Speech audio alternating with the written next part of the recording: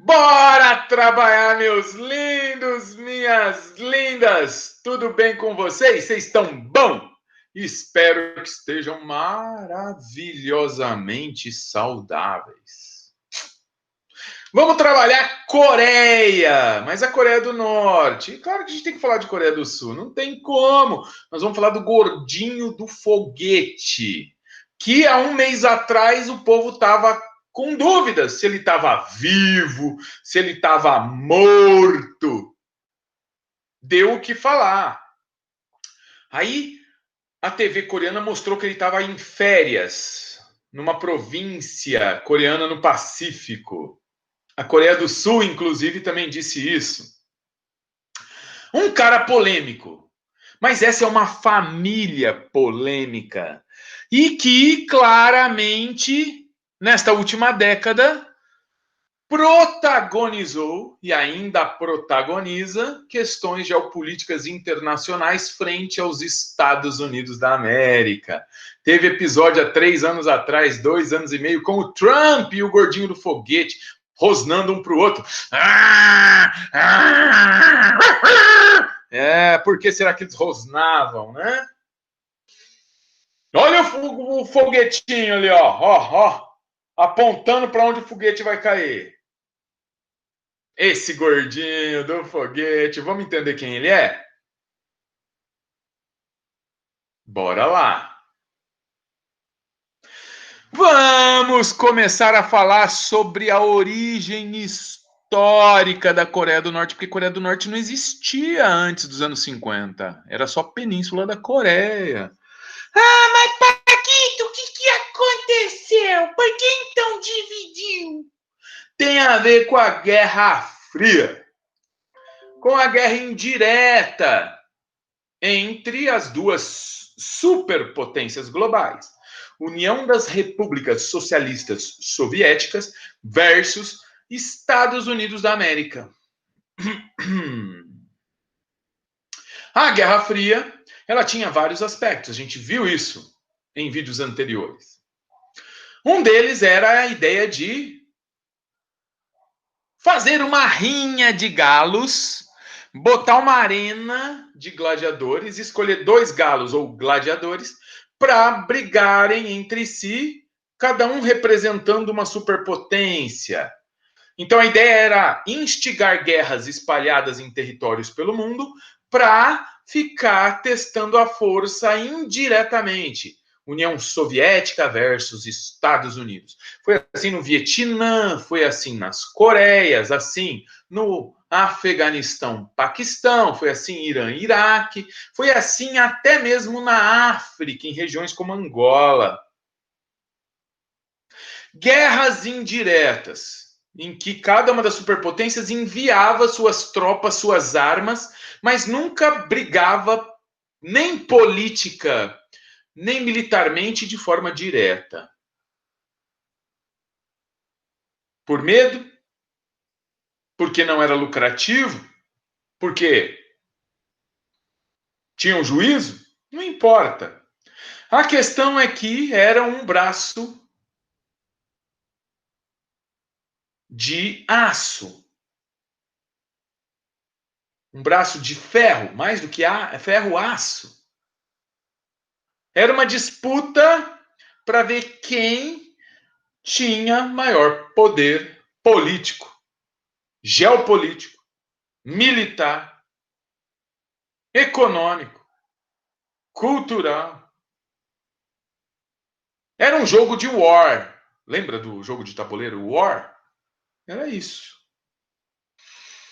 Começa no pós-Segunda Guerra Mundial com um coreano do norte, o vô do gordinho do foguete, o pai da nação da Coreia do Norte,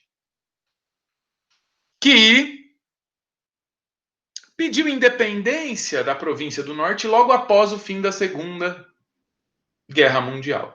Segunda Guerra Mundial que, nessa região, teve expansionismo japonês. Lembra que o Japão brigou do lado da Alemanha e da Itália contra Inglaterra, França, Estados Unidos. E, obviamente, isso tem um motivo. O Japão tinha desejos expansionistas na região, a Inglaterra também. Isso colocou eles um contra o outro na Segunda Guerra Mundial. O Japão invadiu a Manchúria nos anos 30, invadiu a Península da Coreia, e, obviamente, isso teve reflexos. Com o fim da Segunda Guerra Mundial, os ocidentais ocuparam esse espaço geopolítico, com exceção da China. O Japão foi muito atrelado à política norte-americana. A Coreia também, entretanto, teve alguns militares dissidentes apoiados pela União Soviética, porque a União Soviética e Estados Unidos guerrearam do mesmo lado na Segunda Guerra Mundial. Então, na Coreia, houve apoio soviético e ocidental, vamos chamar ocidental para não chamar norte-americano, para que a Coreia se libertasse do Japão. Por isso, com o fim da Segunda Guerra Mundial, a Península da Coreia tinha apoiados e apoiadores do Ocidente, apoiados e apoiadores da União Soviética. E assim é o fundador do país Coreia do Norte, o Kim Il-sung, que era um general apoiado pelos soviéticos, posteriormente apoiado pela China, que neste momento histórico, pós-Segunda Guerra Mundial, estava também se convertendo à política socialista. O Kim Il-sung, então, propôs um governo de cunho socialista. Olha a Guerra Fria se iniciando nessa região. Um governo de cunho socialista para toda a península. Entretanto, os apoiadores do Ocidente, coreanos, não aceitaram isso e começou, então, a Guerra da Coreia, que durou de 1950 a 1953. Assumindo, então, o poder antes mesmo da declaração da guerra, o Kim Il-sung prepara suas tropas, seus apoiadores, para ocupar o país de forma total. Então, nós tivemos o primeiro grande avanço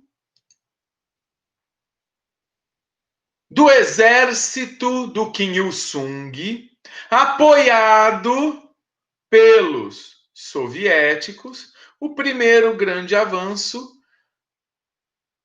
sobre o território da Península Coreana se deu em 1950. E, ó, eu estou colocando aí em verde, ó. Eles avançaram nesse sentido. Ocuparam a península quase toda. Vejam, chegaram até uma linha pontilhada aqui embaixo, olha o limite pontilhado aqui, ó. Chegaram até essa linha pontilhada. Da linha pontilhada para sul, ficaram as tropas que resistiam a esse governo, a essa política socialista do Kim Il-sung. Aproveitando-se do apoio norte-americano, essas tropas coreanas do sul foram se fortalecendo e ainda nos anos de 1950, as tropas coreanas do sul, com apoio norte-americano, migraram dessa porção sul em direção norte. E as tropas foram vencendo os coreanos do norte, apoiadores do Kim Il-sung, até instituírem uma nova fronteira aqui. Aí, todo o país, até a linha roxa, agora, no final dos anos 50, estava ocupado pelas tropas pró-capitalistas apoiadas pelos Estados Unidos da América.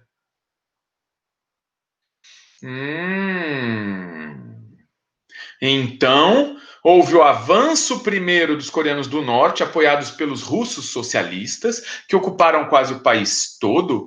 Depois, houve o avanço como retomada de território dos capitalistas apoiados pelos americanos, que ocuparam o país quase todo, empurrando os socialistas soviéticos e os coreanos do norte, liderados pelo Kim Il-sung, lá para cima na divisa com a China.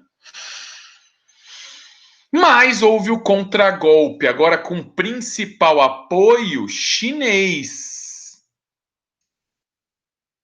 Este contragolpe com apoio chinês, também pelo lado do socialismo, né, com apoio chinês e, claro, com apoio soviético nesse momento.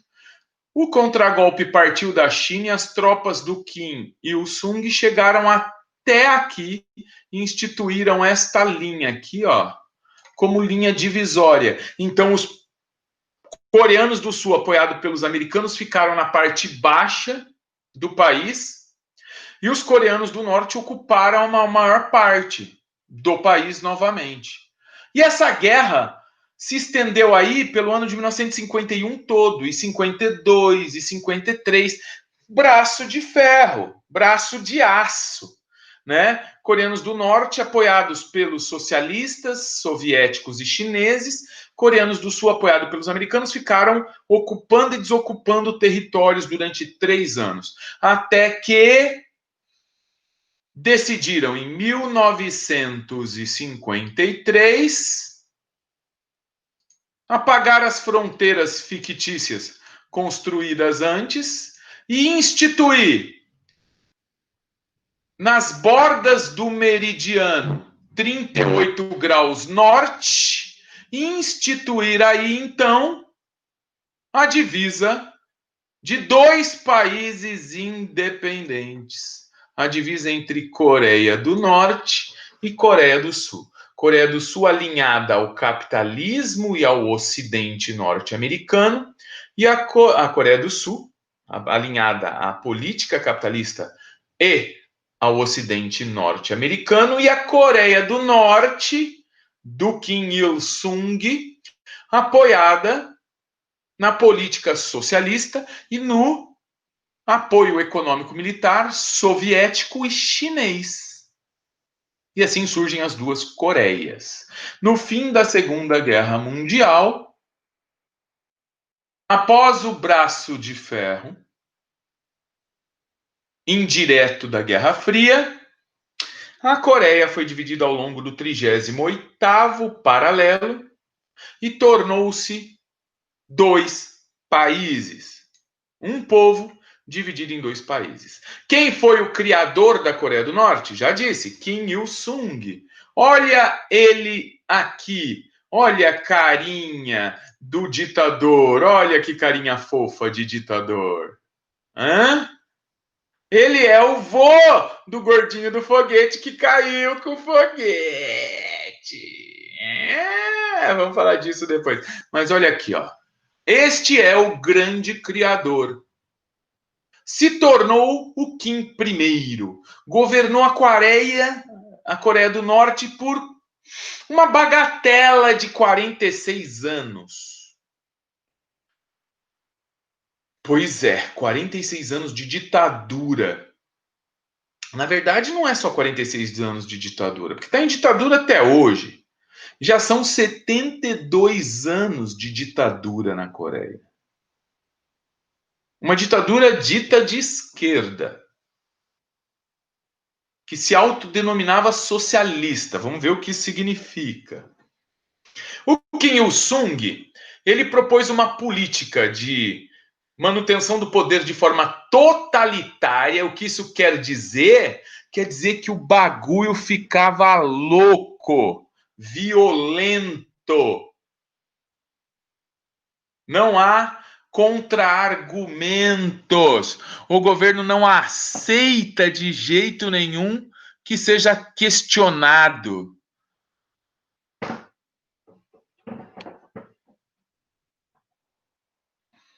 E, por outro lado, para se tornar o pai da nação, ele desenvolveu uma política muito parecida com o que o Mao Tse-tung fez na mesma época na China. uma política de usar o exército para disseminar o ideal, a ideologia do governo, para ensinar o povo, nem que fosse na pancada, de que aquele era o pai da nação, de que aquele era o grande líder, de que aquele era o grande salvador, o grande criador da Coreia. É o populismo misturado com messianismo. A gente começa a ver um pouco disso hoje.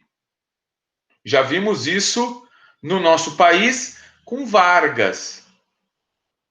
Um populismo quase que messiânico.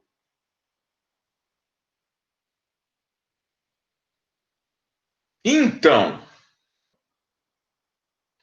só para vocês terem noção do quanto essa ideia de messianismo é real, quando Kim Il-sung morreu em 1994, foi construído na capital da Coreia do Norte, Pyongyang, um mausoléu, um lugar onde ele foi enterrado, que ele não foi enterrado, na verdade, né? Um lugar onde ele foi colocado,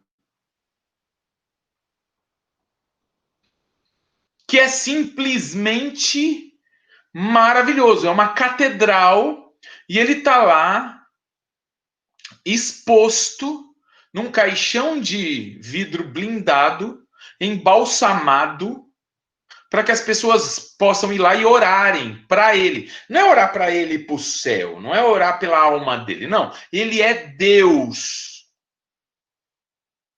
para a Coreia do Norte, ou para muitos na Coreia do Norte, que foram obrigados a aprender que ele era esse quase faraó coreano, esse governante divino. Daí o nome Kim I. Por que Kim I? Porque o filho dele, o pai do gordinho do foguete, é o Kim II. Kim Jong-il. Olha aqui o beicinho dele, que bonitinho o beicinho do ditadorzinho coreano do norte. E o corte de cabelo fashion? Vocês estão achando que vocês estão na moda? Aquele corte tipo Pink Blinders, que é uma série legal, que eu assisti já tudo, rapado aqui, só com tufo moicano aqui em cima. Imperadores coreanos usam isso, ó. Ah, mano, os caras estão na moda, mano. Os caras são a moda. E se você não seguir na Coreia o corte de cabelo que eles querem, eles mandam matar, trucidar, esquartejar, fazer carne moída, porque eles são os grandes ditadores norte-coreanos. Raivosos. Mas essa cara fofa de pai da nação que convence todo mundo que eles são o máximo. Ah, salve o faraó coreano!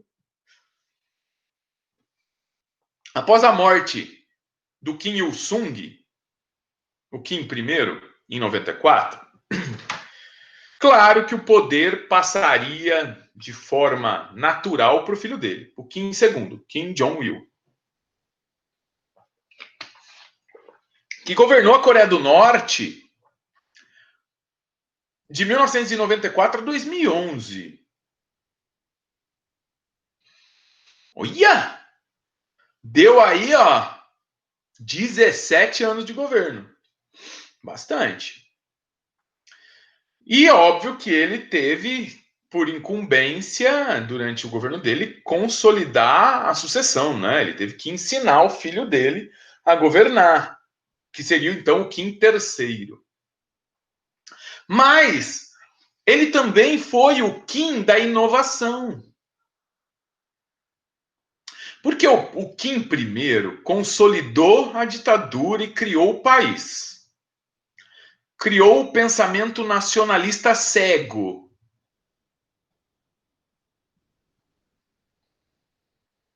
Tipo, pensamento nacionalista cego, colocar a camiseta da seleção da Coreia do Norte e ir para a rua em apoio ao governo.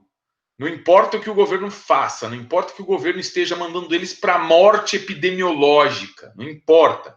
Vai porque é cego, porque não pensa, porque não questiona, porque apoia, porque nação é nação, Coreia acima de todos. Esse pensamento, que é o nacionalismo extremista, é um pensamento problemático, ele beira o fascismo. Ah, mas é de esquerda, não é fascista. O fascismo, de fato, não era de esquerda. O nazismo não era de esquerda. Entretanto, esse pensamento messiânico, a gente atribui a noção de ditadura totalitária. Pronto, é praticamente a ideia de fascismo. Porque o fascismo era totalitário, porque o nazismo era totalitário, porque o Kim Jong-il e o Kim Il-sung eram totalitários. Então, enquanto Kim Il-sung cria esse sistema de apoio nacionalista cego, totalitário, que nunca é questionado, o Kim Jong-il é o cara que tem que dar uma solução para os problemas econômicos e sociais da Coreia. Ah, mas tem muitos problemas econômicos e sociais? Muitos até hoje. Dá uma olhada nesse mapa. Esse mapa mostra a Coreia do Sul toda acesa, iluminada à noite, e a Coreia do Norte toda apagada à noite. Só tem 2, 3 cidades, a capital Pyongyang, que está aqui, e mais 2 ou 3 cidades que têm iluminação. Quer dizer, isso mostra o desenvolvimento econômico e social da Coreia. E tem alguns dados que nos ajudam a pensar o desenvolvimento humano e social da Coreia. Dá uma olhada. Coreia do Norte em vermelho, Coreia do Sul em azul. População. Isso em 2013, 2014, tá? 49 milhões para a Coreia do Sul, 25 milhões para a Coreia do Norte. A Coreia do Sul tem quase o dobro da população da Coreia do Norte. Expectativa de vida. Sul, 69 anos. Norte, 79 anos. O Brasil tem expectativa de vida para homens em torno de 70, 71 anos, quase a mesma da Coreia do Norte.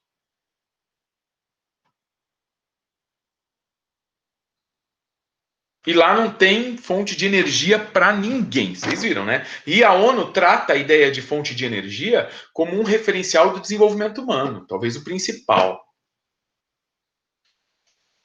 Que mais? Renda per capita, $1.800 na Coreia do Norte, por pessoa por ano.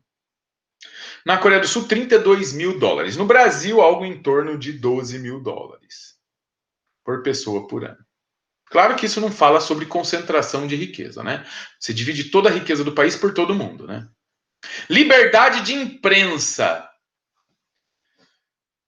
Coreia do Norte, existe um ranking dos países e da liberdade de empresa. É um ranking de democracia. A Coreia do Sul estava na posição 50, que já não é tão democrático assim. Mas a Coreia do Norte estava nas últimas colocações, 178. O Brasil, em 2013, estava lá na posição perto do 100, era 90 e alguma coisa. Hoje piorou. Hoje a imprensa no Brasil não é nem um pouco livre, a gente sabe disso. Basta ver, né, que numa TV brasileira aí, o jornal falou mal do governo, no sábado, na segunda-feira, não tinha mais jornal. O dono da TV mandou cancelar, mandou tirar do ar. Porque ele pode? Não, ele não pode. Ah, ele é o dono. Peraí, ele é o dono, mas ele não é censor. Ele não pode impor censura. Se ele propôs fazer jornalismo, então ele tem que legitimar o jornalista e dar liberdade. Ele não pode querer que o jornalista fale o que ele quer. Ah, mas ele não quer mais passar o jornal no canal dele. Então ele tem que ir para a pública e falar assim: olha, eu não sou democrático, eu não quero democracia no meu canal, eu sou dono, eu mando, então não vai mais ter jornalismo. E aí ele não pode fazer qualquer jornalismo. Ele não pode botar um cabeça de bagre que fale lá em nome dele, porque isso não é jornalismo. Aí ele está incorrendo em crime de censura. Então ele não quer, então ele acaba com o jornalismo no canal, assume que ele é um déspota e pronto, é dele. Ele pode fazer isso. O que ele não pode é querer que o jornal fale o que ele pensa. Isso ele não pode. porque aí incorre no crime contra a liberdade de imprensa. Olha a internet. Na Coreia do Sul, 82% da população tem acesso à internet. Na Coreia do Norte, 0,1%. Só o gordinho do foguete acessa a internet. Soldados, em compensação, Coreia do Sul tem 650 mil soldados, enquanto a Coreia do Norte tem 1.200.000, tem o dobro de soldados. Quanto que a Coreia do Sul gasta militarmente? 3% do PIB, que é muito. Quanto que a Coreia do Norte gasta? 23% do PIB. Em dinheiro, quanto isso dá? Como o PIB da Coreia do Sul é muito maior, mesmo sendo 3% de gasto, é 3 vezes mais do que a Coreia do Norte gasta. A Coreia do Norte que gasta 22% do PIB, mas o PIB é muito menor. Então, o PIB da Coreia do Sul dá os 3%, 26 bilhões de dólares, dados de 2008, enquanto a Coreia do Norte, 8 bilhões. Esse é o gasto.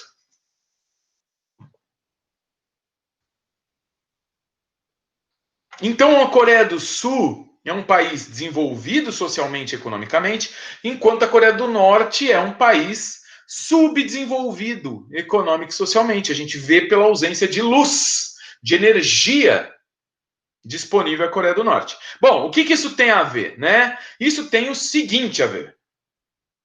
O Kim Jong-il precisava desenvolver a economia. Uma economia que é agrária, que não é desenvolvida, precisava desenvolver a economia e o padrão de riqueza da sociedade, para continuar tendo manutenção de poder, além de continuar fortalecendo o exército. Já que a Coreia do Sul é só agrícola, não tem indústria, o que o Kim Jong-il fez? Eu centralizo o poder, portanto, eu centralizo a possibilidade de criar indústrias. Então, eu vou criar indústria de fazer foguetes. Porque ao invés de eu exportar arroz, chá, algodão, cereais, eu vou exportar tecnologia em armas para países que não teriam esse acesso.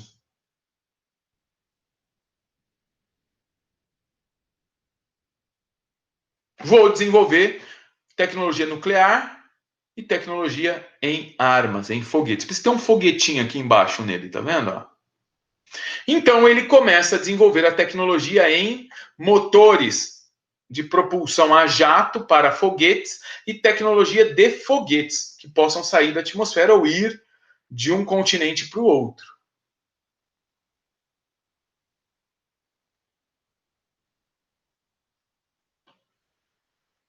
E ele consegue. Olha como a Coreia é militarizada na época dele. Ainda é hoje.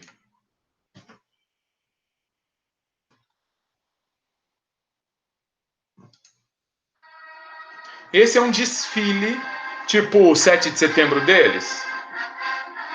Tem o sonho de muitos do governo que é fazer um desfile assim, aos moldes nazistas. Ah, porque eles são nazistas? Não, é o nazismo que fazia esses desfiles. Não que o Stalin não fazia, mas quem lançou essa ideia foi Hitler. Para demonstrar força nos anos 30.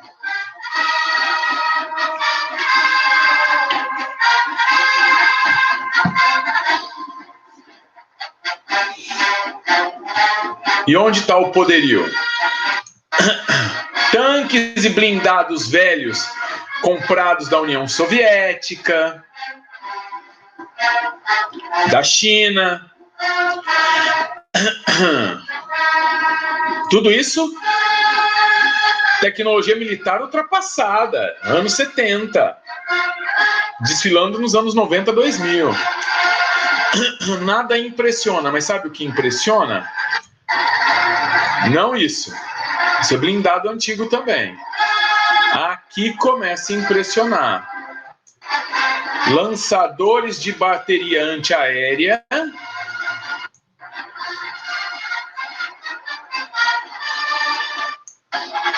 E os foguetes. Made in North Korea.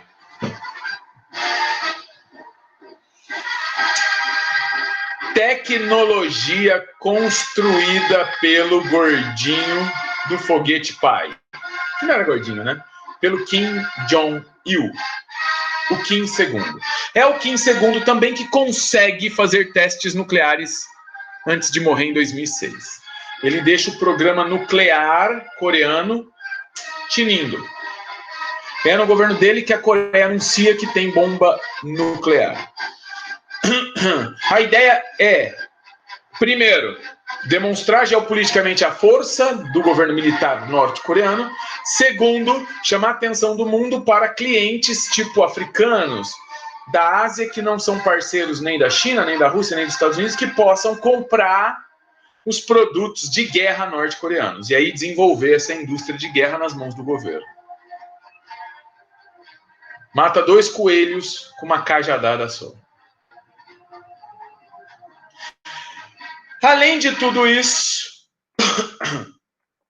o Kim II começou a treinar seu filho Kim Jong-un para ser o seu sucessor. Vamos ver o Kim Jong-un. Olha que gordinho, bonitinho, futuro ditadorzinho da Coreia. Olha que cara mais formosa. Então, o filho mais velho foi treinado durante sua vida inteira para ser o futuro ditador norte-coreano. Mas eu preciso dizer um negócio para vocês aqui. Só entre nós. Ele era fã do Mickey e da Minnie. Como que um ditador norte-coreano vai ser fã da Disney? Foi preso no Japão com documentos falsos, tentando entrar na Disney Japão. Aí o exército norte-coreano chegou pro pai dele, Kim Jong-il, e falou assim: mano, você tá louco que aquele lá vai herdar o seu trono? Você tá doido? A gente não vai servir ele. A gente vai matar ele. Se ele voltar, a gente mata. Aí o pai expatriou ele. Falou: você não é mais norte-coreano, nem volta, porque se vier a gente vai te matar. Aí ele pediu para morar na Malásia. Ele pediu asilo e ficou na Malásia e se tornou um crítico ferrenho à ditadura norte-coreana, criticando o próprio pai. Até que um dia, em 2017, lá em janeiro, no dia 23 ou 24 de janeiro, o Kim Jong-un foi assassinado no aeroporto.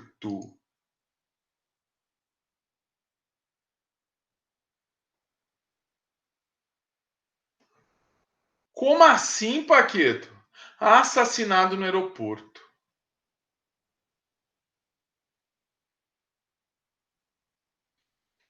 Uma mulher, provavelmente uma agente, que não se sabe a origem. Ah, bom, se sabe, ela é Malásia, mas não se sabe a mando de que país. Ela vai por trás do Kim Jong-un, passa uma toxina, um veneno tão grave na boca dele por fora, que em 15 minutos ele morre. Ela foi presa, até hoje falam que ela agiu por crime passional. Aham, ela tem acesso, por ser uma namorada traída, acesso a uma toxina de nível militar.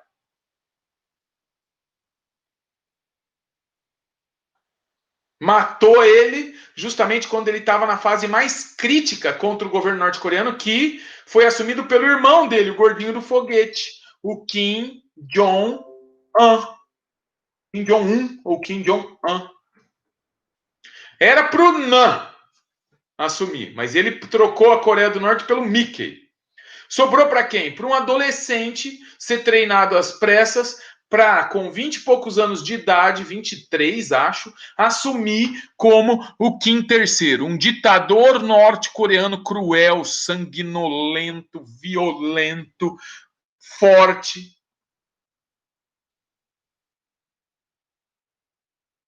Caiu no colo dele. Por isso que ele está chorando. Porque mesmo que ele não quisesse, ele se torna o grande ditador da Coreia e ele tem que convencer todos os militares velhos, amigos do vô dele, que viram ele fazer cocô e comer, que ele é o ditador que vai suceder o Kim Jong-il, pai dele, o Kim Il-sung, vô dele, como o Kim III. Então, ele tem que mostrar que ele não é igual o irmão dele, que ama o Mickey, e que ele é raivoso. Então, ele começa de 2011 até hoje a fazer um governo extremamente violento geopoliticamente. Ele fica jogando mísseis por cima do Japão só para ficar tirando onda com a cara do Japão. Ele fica testando armas nucleares cada vez mais potentes. Ele fica rosnando para cima dos Estados Unidos. 2013, 14, 15, ele ficava para os Estados Unidos, enquanto o Obama falava: fale com o Batman. Fale com o Batman. O Obama dava: fale com minha mão. O Trump já entra rosnando do lado seguinte. E aí fica os dois lá.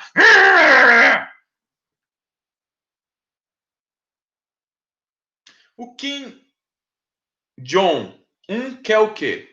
Se consolidar como ditador dentro da Coreia. Para isso ele tem que bater no grande inimigo que são os Estados Unidos, que é o Ocidente.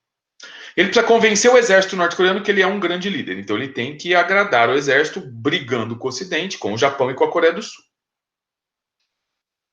Então ele rompe acordos de 30 anos que o vô dele tinha assinado com a Coreia do Sul.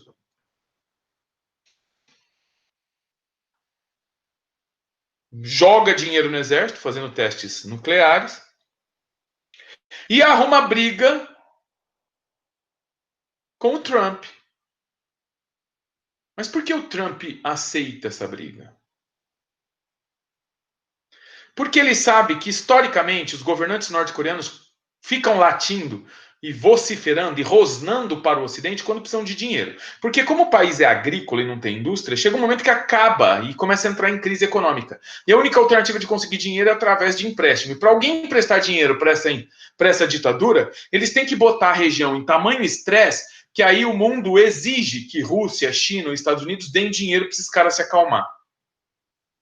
Então os americanos sabiam que era só dar dinheiro que o gordinho do foguete acalmava, mas eles não queriam dar dinheiro de graça. Eles queriam dar dinheiro com a troca do seguinte: a Coreia do Norte já tinha foguetes que podiam acertar os Estados Unidos. E essa era a grande questão geopolítica que eles queriam resolver.